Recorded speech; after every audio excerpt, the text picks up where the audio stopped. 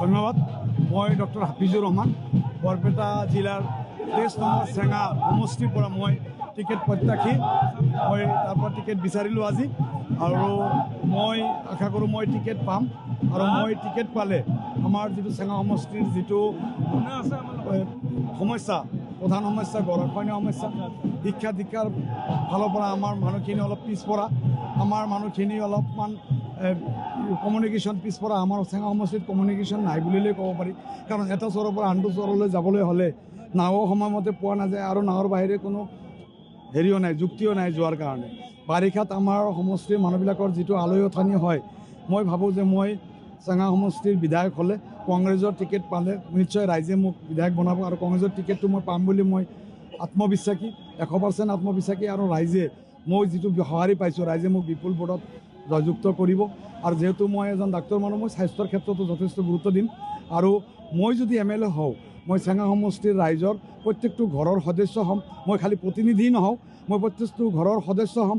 সেইখন ঘৰৰ প্ৰত্যেকটো ঘৰৰ যদি তেওঁলোকৰ যিটো স্বাস্থ্য সমস্যা, যিকোনো সমস্যা, মই ভাবিম যে এইটো মোৰেই সমস্যা। আৰু তেওঁলোকৰ 3-4 ভাইৰ যিমান দায়িত্ব আছে, যে আমাৰ ঘৰৰ মাকৰ বেমাৰ, সেইটো ভাবিম যে মোৰো মাকৰ বেমাৰ, তেওঁৰ মাক মানে মোৰ মাক, তেওঁৰ ভাই মানে মোৰ ভাই, আৰু তেওঁৰ ঘৰৰ সমস্যা মানে মোৰ ঘৰৰ সমস্যা। এইখিনি কথা ভাবি মই আগবাঢ়িছোঁ।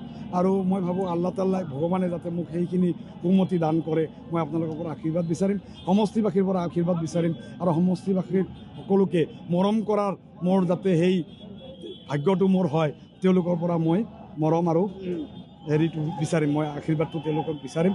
কাৰণ মই চেঙা সমষ্টিৰ পৰা, আৰু মই যদি মই টিকেট পাওঁ চেঙা সমষ্টিৰ পৰা, মই আকাশী গংগা কোনো মই হেৰি নকৰোঁ, আশা নকৰোঁ। মই কেৱল মোৰ এই নিষ্ঠুৰ সংগ্ৰামত, মানুহৰ এই লগত থাকি তেওঁলোকৰ পৰা মই মৰমৰ মাত বিচাৰিম, আৰু তেওঁলোকৰ লগত যাতে সদায় থাকিব পাৰোঁ। কাৰণ মই ডাক্তৰ, মোৰ একো এতিয়া মোৰ একো নালাগেও।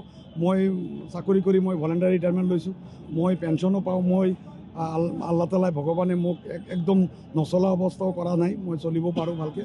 আৰু অদূৰ ভৱিষ্যতেতো মই ডাক্তৰ আছোঁৱে। মই যদি MLA হওঁ, তেনেহ'লে মই মানুহক সৰ্বতো প্ৰকাৰে মই উপকাৰ কৰিব পাৰিম বুলি মোৰ বিশ্বাস, আৰু মই কৰিম, মই প্ৰতিজ্ঞাবদ্ধ।